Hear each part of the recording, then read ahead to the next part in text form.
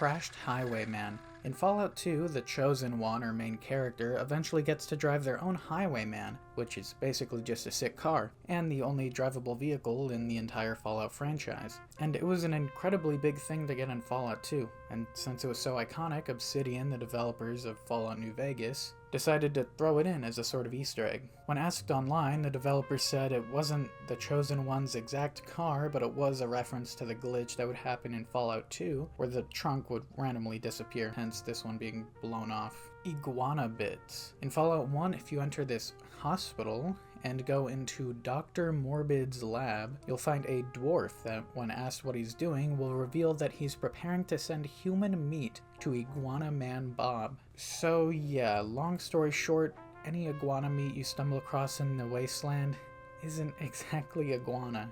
Basin Creek Headquarters. This building in Fallout New Vegas, from a first look, doesn't seem to be too weird. Aside from, well, somehow the sink being able to spew out water 204 years after the bombs fell, and this unfortunate death in the other room when this man got locked inside his office right before the bombs dropped.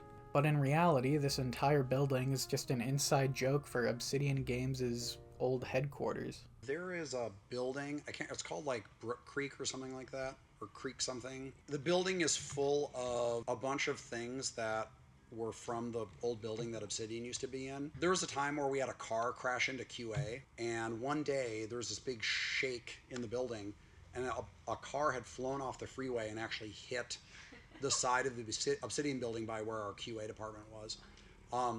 The bathroom flooded at one point. Several points. We had it was infested with ants. So we basically made this area it's an inside joke. It's basically the old Obsidian building. Fallout 3 gun spells. So in Elder Scrolls Oblivion, being a fantasy game, there was a lot of different spells you could get, and the command to unlock them all at once was just typing PSB into the console. So, out of curiosity, someone typed this into Fallout 3, and it said that he had 28 new spells. This was just leftover code from Oblivion, but people were still curious what these spells actually were in Fallout 3. The most likely explanation is that these spells in the code are just the special abilities that some creatures have, like being able to explode radiation, or say having the energy shields in the Mothership Zeta DLC.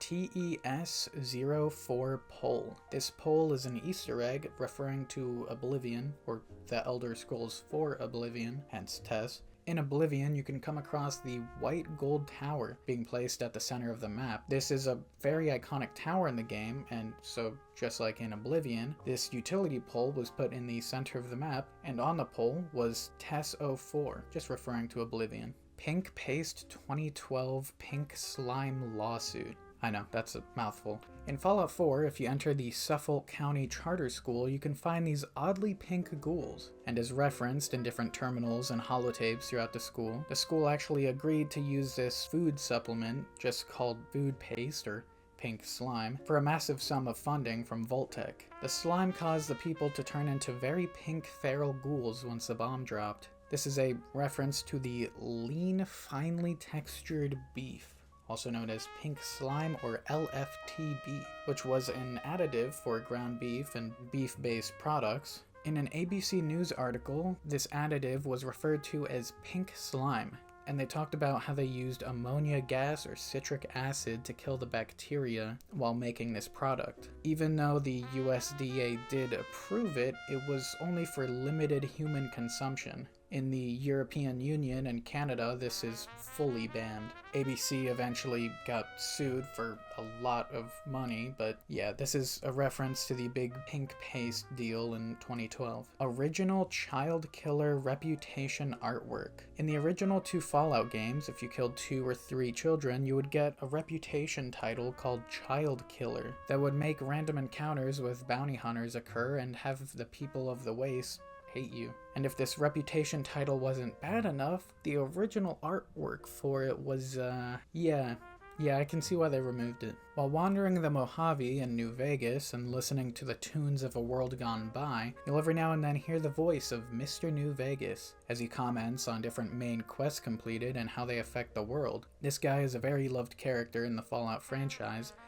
But it turns out he's actually just an AI. He was an AI personality created by Mr. House before the Great War to be the DJ of Radio New Vegas, a job that he still has over 200 years later in 2281. So despite not being able to see him in-game, you sort of can see him in real life, as he's based off and voiced by the real Mr. Las Vegas, or Wayne Newton, his actual name. He was a very popular musician in the 60s and 70s and ended up voicing his own in-game adaptation. So, even though lore-wise Mr. New Vegas may be an AI and, not real, in real life, he's out there. Brahman Tipping. This one's really basic, but in every Fallout game aside from 4, you can in some way tip a Brahmin. Just a funny little Easter egg. Ron the Narrator. This is Ron Perlman, the iconic voice actor for every intro and cinematic of the Fallout franchise. In New Vegas, you can't come across him normally, but if you enable player controls in the ending slideshow for the game, you can actually see him just behind this projector, named the Narrator.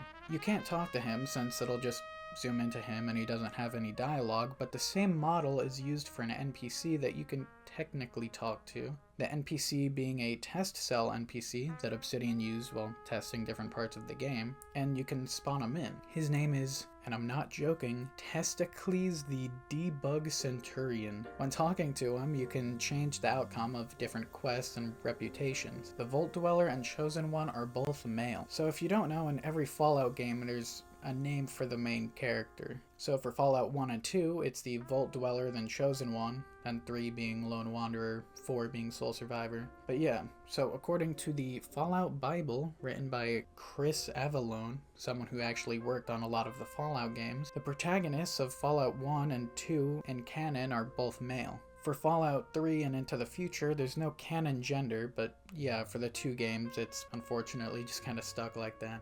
Death of Sarah Lyons. Don't worry, this isn't in-game if you're worrying about that. Sarah's father passed away shortly after the defeat of the Enclave, and Sarah, being the obvious successor, was named Elder and put in her father's place, while also becoming the formal steward of Squire Arthur Maxon. She continued to lead the Brotherhood from the front lines, which had disastrous consequences. Elder Sarah Lyons was killed in battle shortly after her promotion, leaving the Brotherhood of Steel at the Citadel in disarray.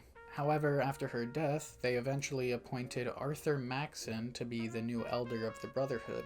And well, if you play Fallout 4, you'll know this guy because he's the Elder in that game. Ghoul Whales. Ghoul Whales are a piece of cut content from Fallout 4, but they're still mentioned by the Caravan Guards, being called Ol Peg. They were also going to be in a side mission that was also scrapped, called 20 Leagues Under the Sea, where you would go into an underwater Vault 120 with Captain Zhao. In this vault, the Overseer would have been a massive sentient squid, and this whole side mission was a reference to the Jules Verne book 20,000 Leagues Under the Sea. But unfortunately, all of that was scrapped, and now the only reference we have to Ol Peg or the Ghoul Whales in game are just these skeletons in the Far Harbor DLC. New Vegas Cemetery Whispers. In the graveyard before entering Bitter Springs in New Vegas, you can hear these whispers.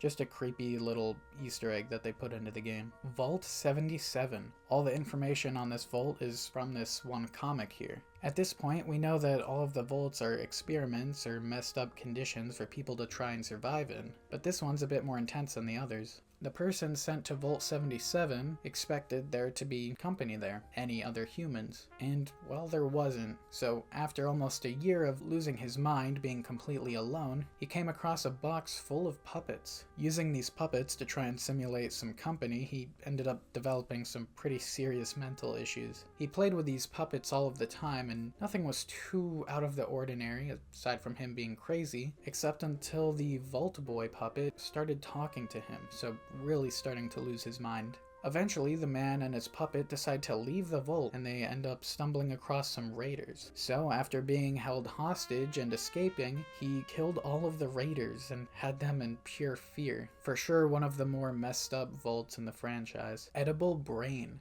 In the Fallout 4 DLC, Automatron, there is an edible brain as a piece of cut content. You can spawn it into your inventory with commands or find it in a test cell. Nothing is really known as to why it exists, but a lot of people believe it would have been a crafting item for robots like the Robo-Brain. And in Bethesda fashion, you can eat it if you want. Volt Zero. Most Volts in Fallout are different experiments on human behavior, but not this one. Volt Zero was made by expanding and reinforcing the Cheyenne Mountain complex in Colorado, and was meant to be a sort of headquarters for managing all of the Volts. Due to different budgeting issues before the bombs fell, a lot of the backup systems were never installed. So the goal of educating people on pre-war values and creating an ideal society ended up not working. The original plan was to have robots help in this process. Instead of this ideal society, everyone in the Vault developed different mental issues, and the main computer running everything ended up going rogue.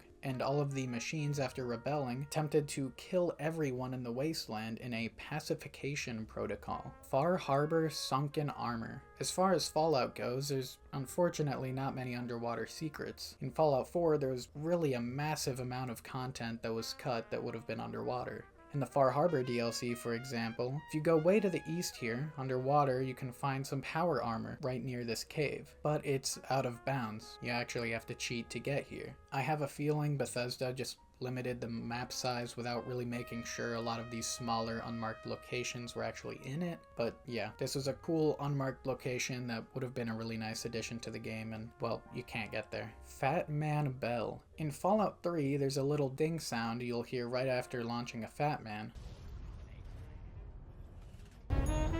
This sound is actually the lunchtime bell at Bethesda's offices. A nice touch that a lot of people I bet never knew about. And lastly for this video, Fallout 4's neutral ending.